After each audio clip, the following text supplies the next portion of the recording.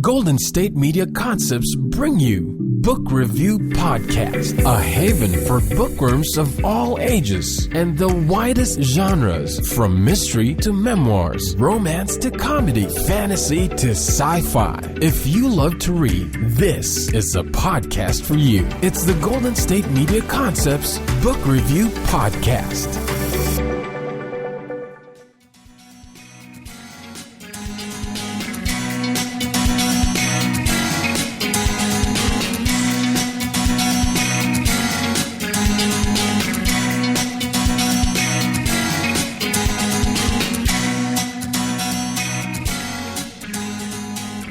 Hello and welcome to the GSMC Book Review Podcast, brought to you by the GSMC Podcast Network.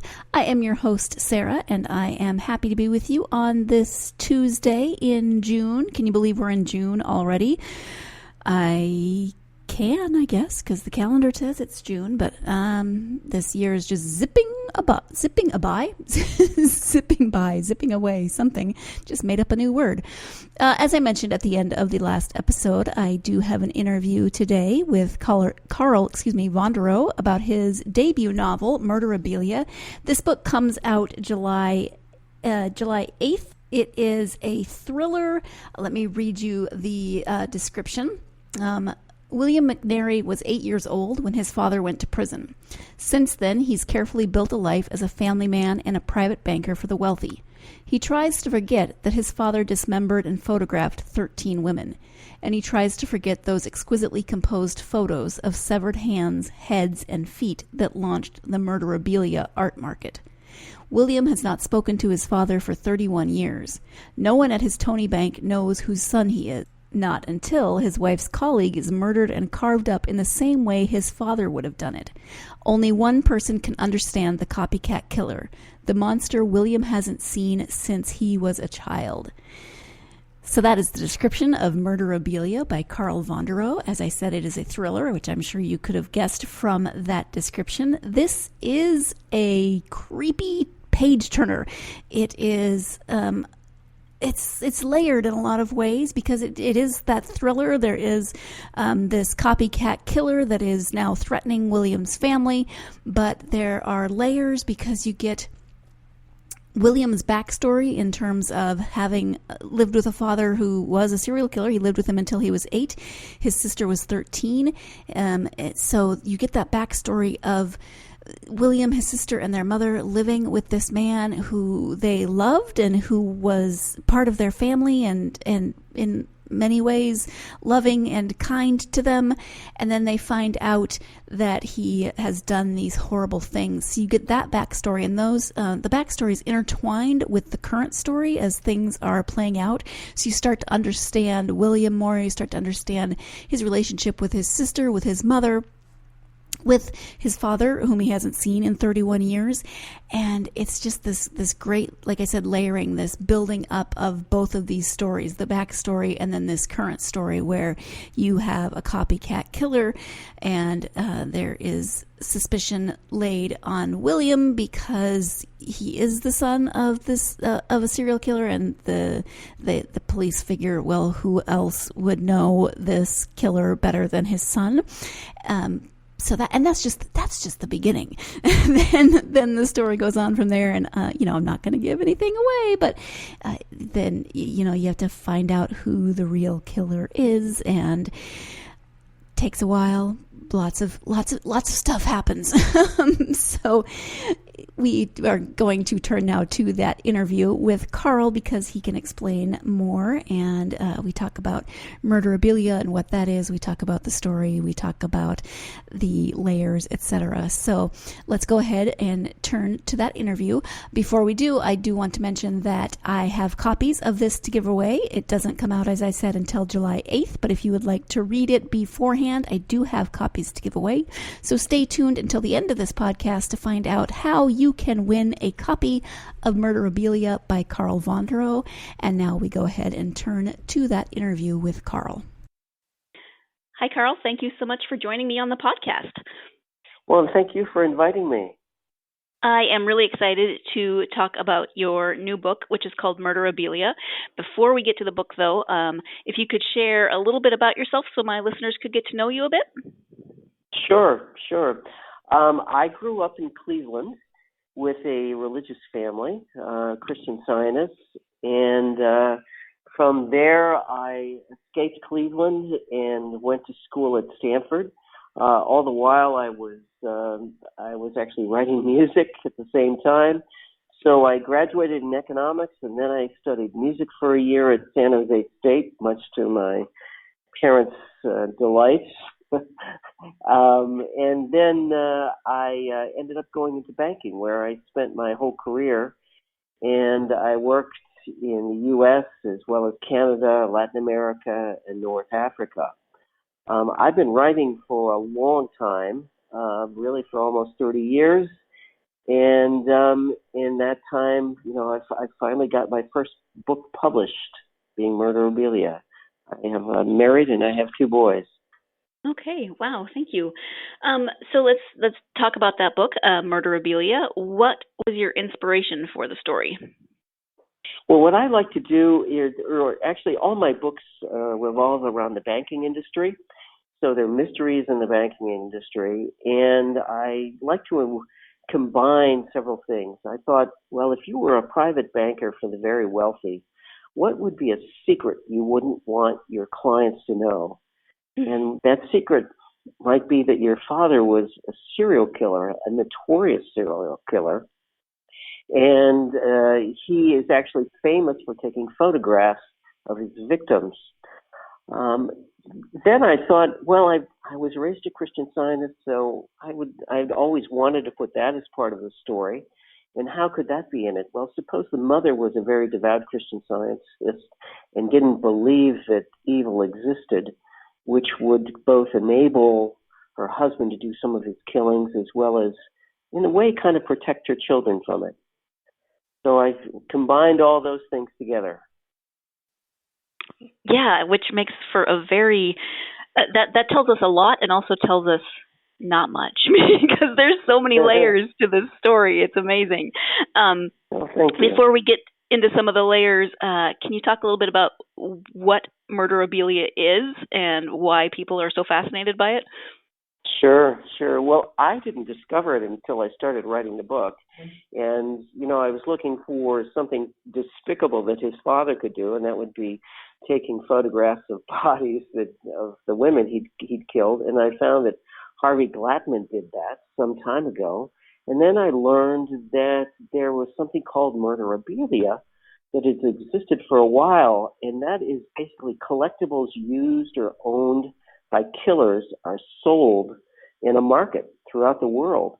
The internet has just kind of it made this thing explode.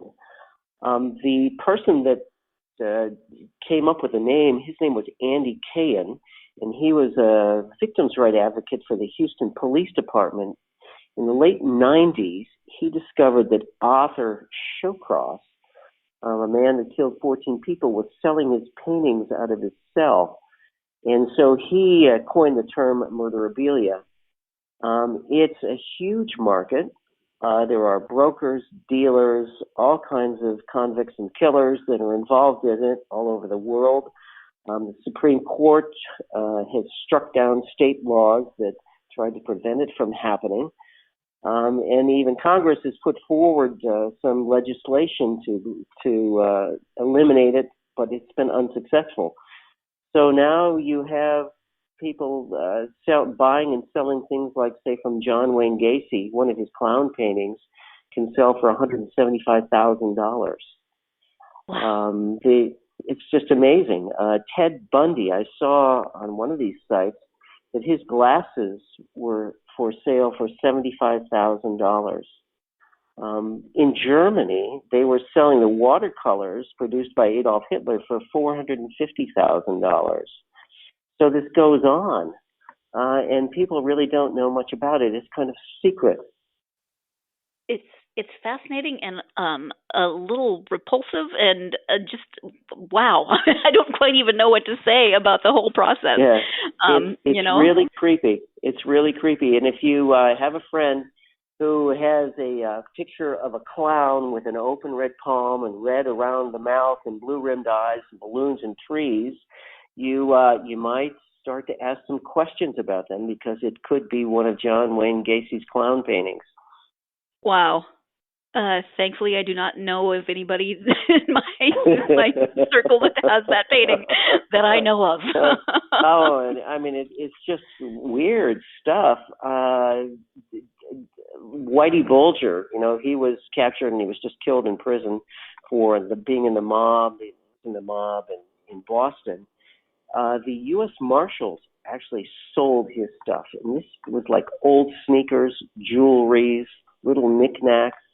I don't know who benefited from the proceeds, but, even the government is involved in this.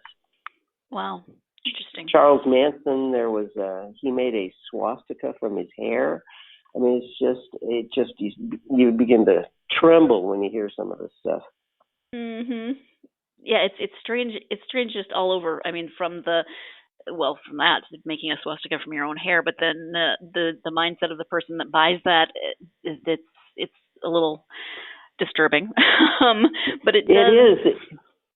Well, it is but in a way, it's been going on forever. Right. Black magic with nail clippings and hair clippings, snuff films, even cannibals. We've always been fascinated by this. In a way, it's sort of a manner in which you acknowledge the existence of evil and try to control it at the same time. You feel it and push it away. Mm-hmm. And certainly my character in the book, William, he is trying to reconcile himself with it and push it away at the same time.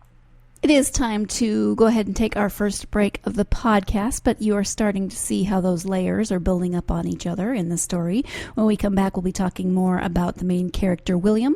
So stay tuned. You're listening to the GSMC Book Review Podcast, and I will be right back. Want to know the latest and hottest music hitting the airwaves? Don't be left out. Listen to the Golden State Media Concepts Music Podcast. Keith keeps you on the loop with everything you need to know from pop, rock, hip-hop, and the top 40. And we'll throw in news of your favorite artists, concert and tour dates, and so much more. Listen no further, because this is the gold standard in music podcast.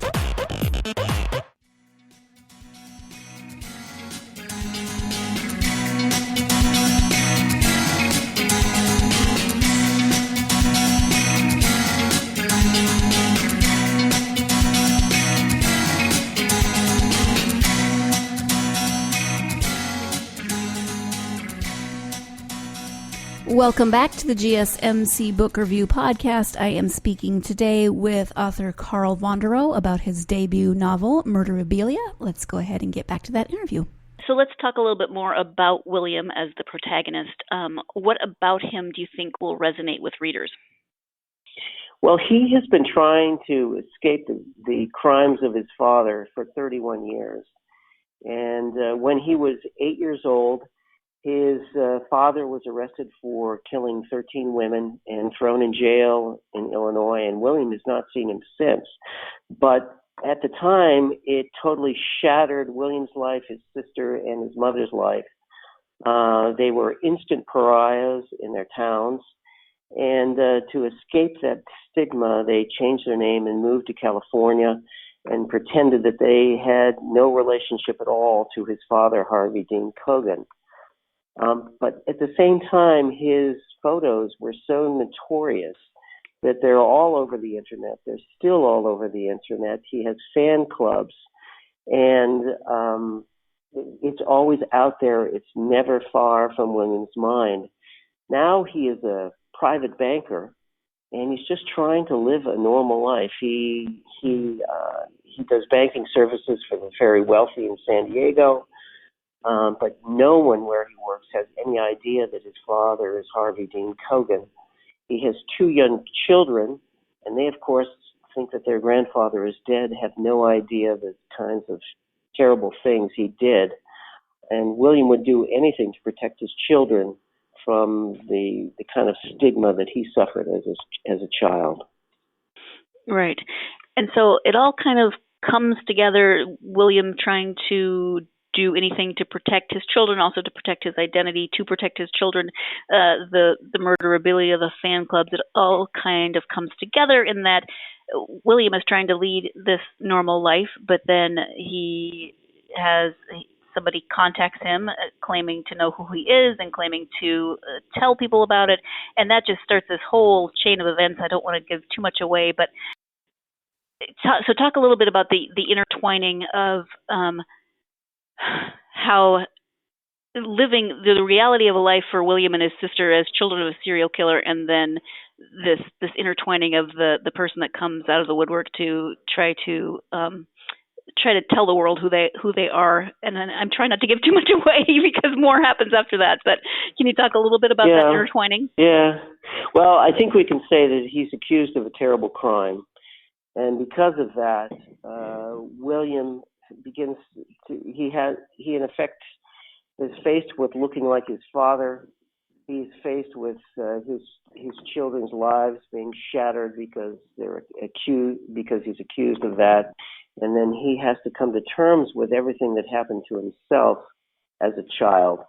And when the call comes through, of course, he realizes that his whole past could be exposed, and he really tries to prevent that from happening.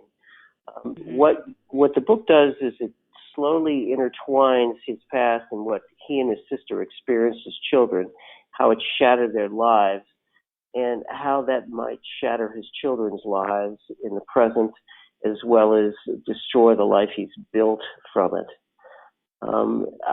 I gradually introduce this so that you come to understand why he is so afraid of of that past coming to light again, and that we kind of begin to sympathize more with him as well, even with his mother and his sister and even his father. It's done gradually through the book because I think it was a huge challenge in terms of pace in the book of when you introduce these kinds of past events and how you keep the mystery of the story and the thriller aspect of the story moving forward at the same time that you delve into the character of William, his sister, mother, etc. Mm-hmm.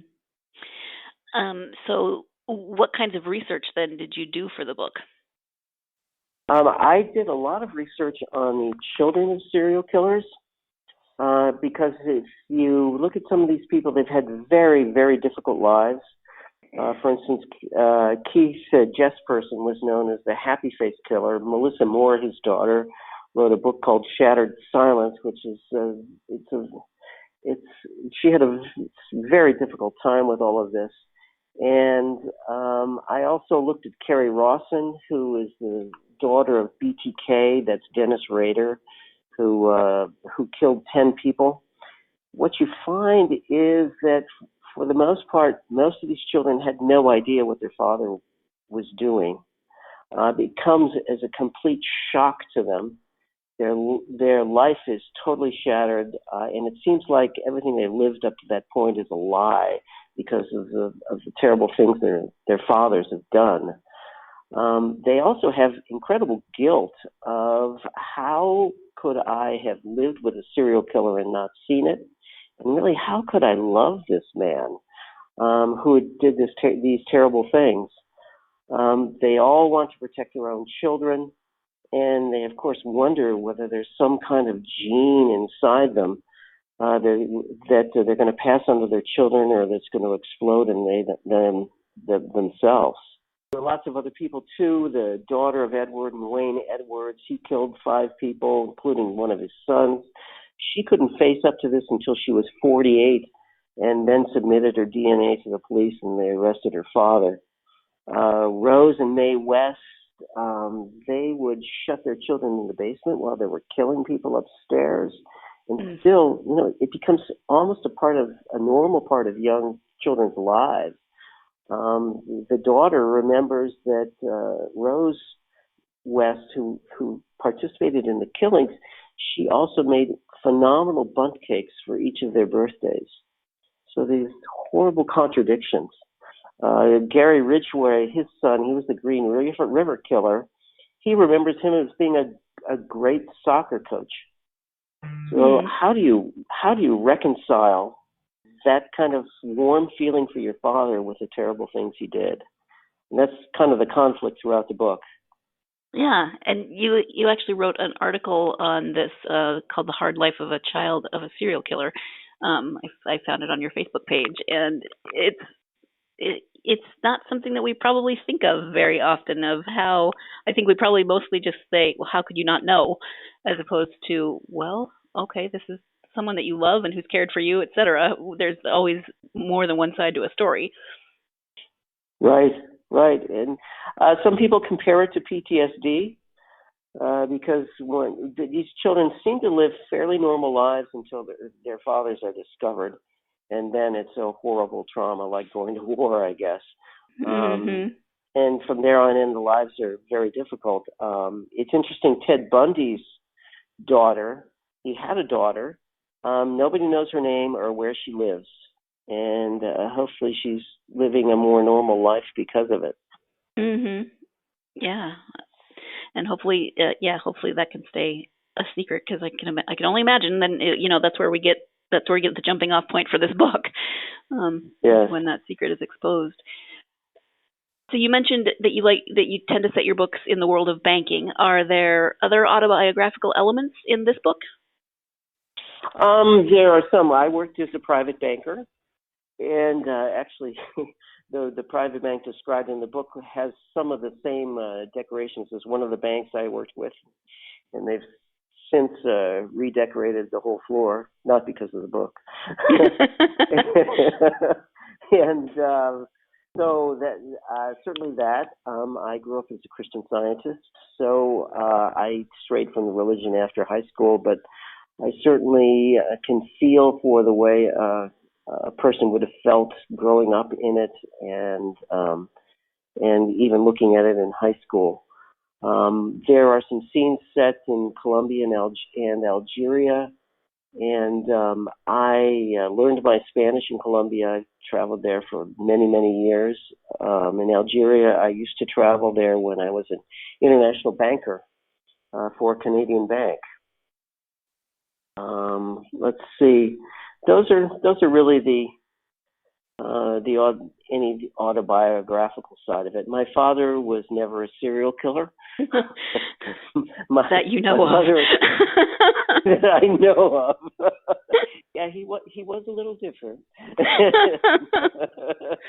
No, he was a business owner and devoted many, many years for helping the YMCA. So he was not at all like this father.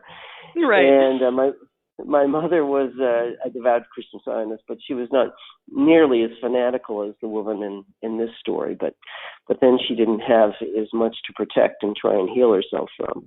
Right. So, right. Are you interested in photography yourself? Is that any kind of a hobby, or was that just something that you researched for the book? It was something I researched for the book. I'm starting to take some classes, and it was a weakness originally in the book. One of the agents I sent it to said you never really developed the photography side of it, and I was kind of afraid to, because it's a really creepy part of the book.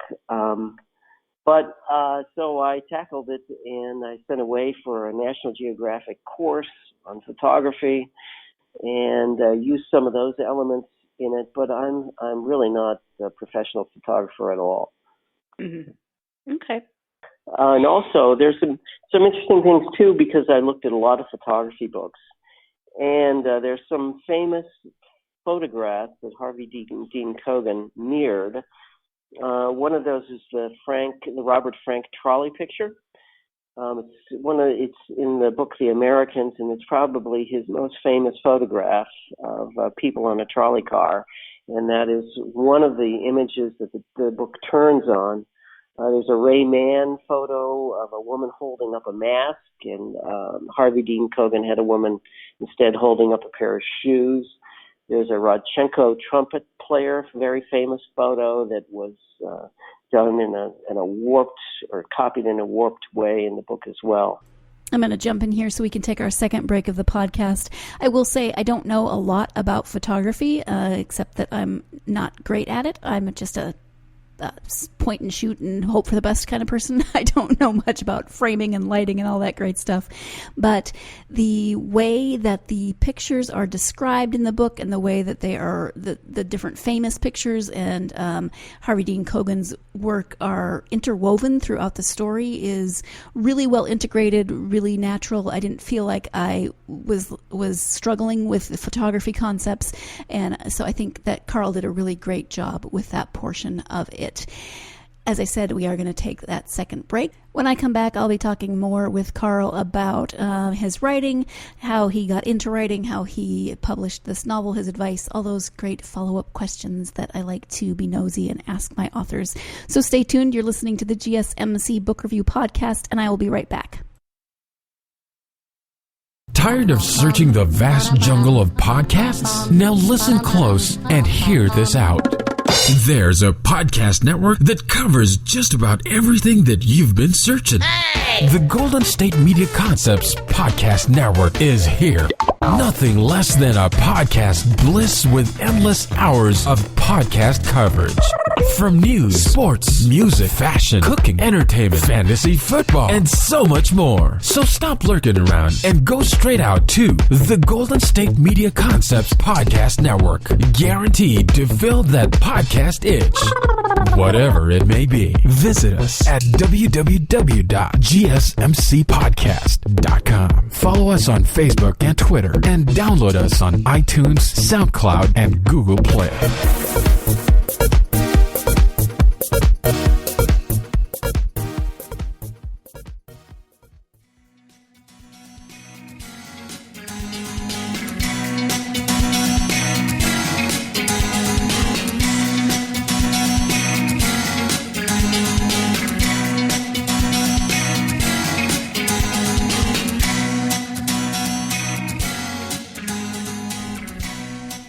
Welcome back to the GSMC Book Review Podcast and the conclusion to my interview with Carl Vonderau. You mentioned that you've been writing for a long time, so it's clearly something that you've always wanted to do. When did you, how did it come about that you were able to then write and get this book published?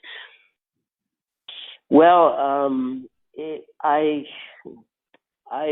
had been a banker. That was my career in banking, and the whole time I was secretly writing crime novels, which is not the best thing for your career advancement in banking if people know about it. But I wrote 2 other books before this, and they weren't published. Then I started working on this book, and I've been going to writers' conferences in San Diego. We moved here from Montreal in 2005 and was going to writers' conferences. And in the process, I met Jacqueline Michard, who wrote The Deep End of the Ocean.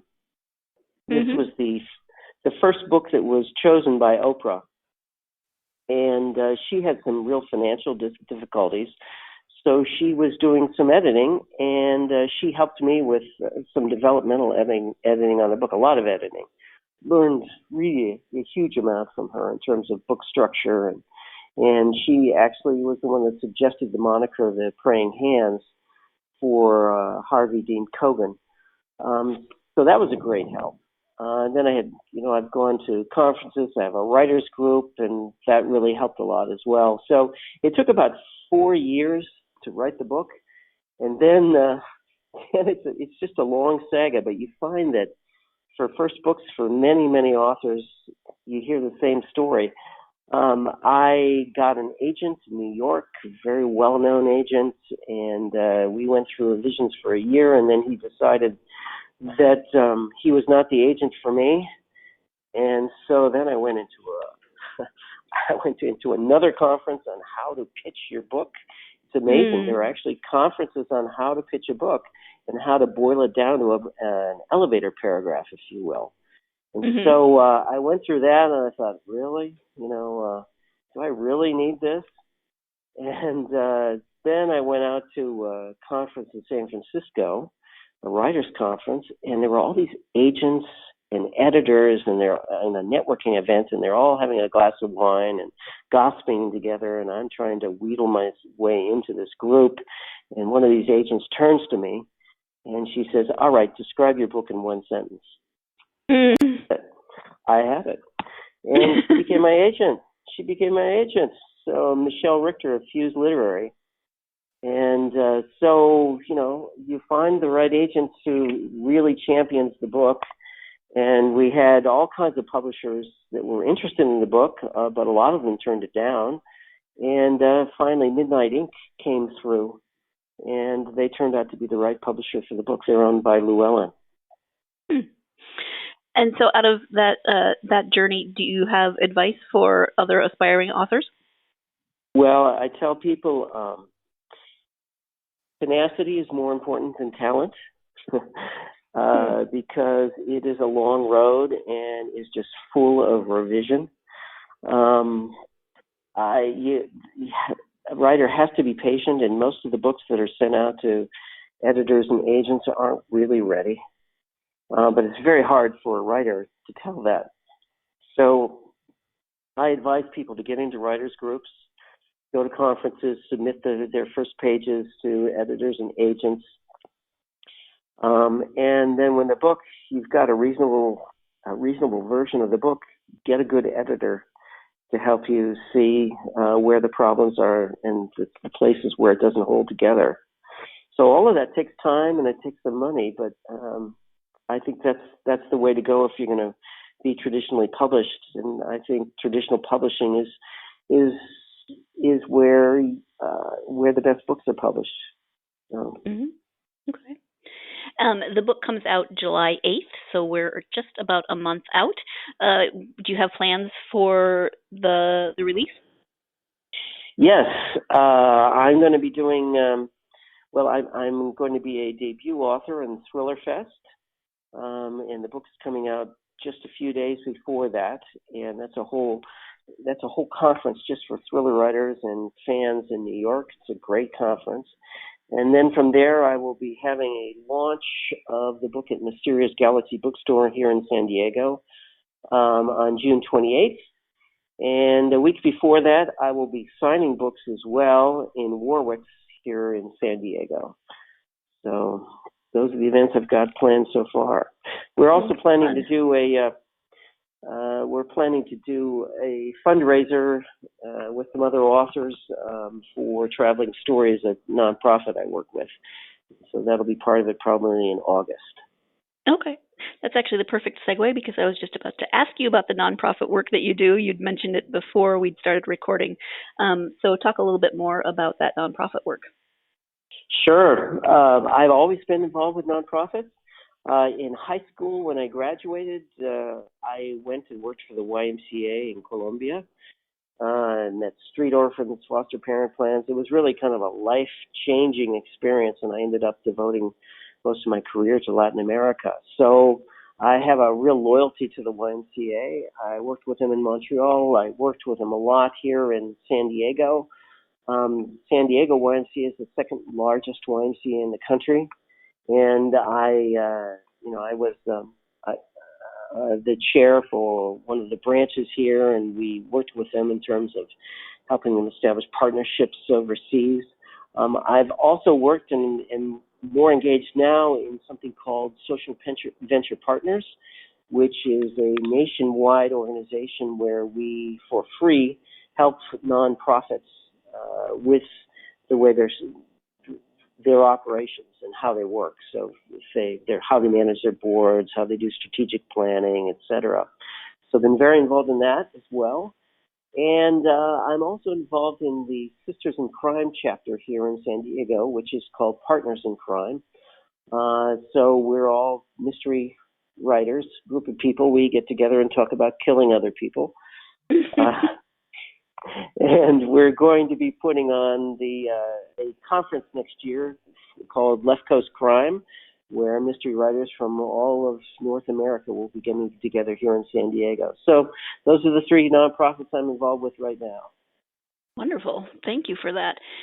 And then you sound like you're very busy, but when you have time to read, do you have favorite authors or genres? I do. I don't read many of the old classics. Probably should, but I don't. I'm not much of a science fiction fan, and I've read some history, but I'm more of a fiction fan. And I read literary fiction as well as mystery and thrillers. So, for instance, one of my favorite books is Daniel Woodrell's Winter's Bone, which the movie was based on, and it's just a great book. Like Tim O'Brien, The Things They Carry, is just an incredible book about Vietnam. John le Carré, The Little Drummer Girl, is one of my favorites. Thomas Harris, of course, Silence of the Lambs, which has some similarities to my own book. Jacqueline Michard's Deep Into the Ocean is a wonderful book. So those are a few. Oh, also Adrian McKinty. Not many know him. He's a thriller writer, an Irish thriller writer, but he wrote a book called The Dead Yard, which is just terrific.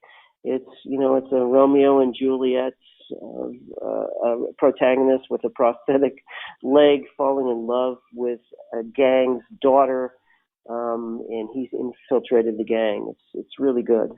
So those are a few. All right. Thank you for that. I know that you have a website, so if you can tell people where to find the website as well as where to find you on social media, that would be great. Sure. So it's Carl Vonderau, CarlVonderau.com. And I'm also on Facebook, author Carl Vonderau as well. I'm Amazon author. I'm not as active on Twitter yet, but hopefully more in the future. And I've got a publicist, JKS, Ellen Zielinski Winfield. So I think that covers those. Okay, I've also, great.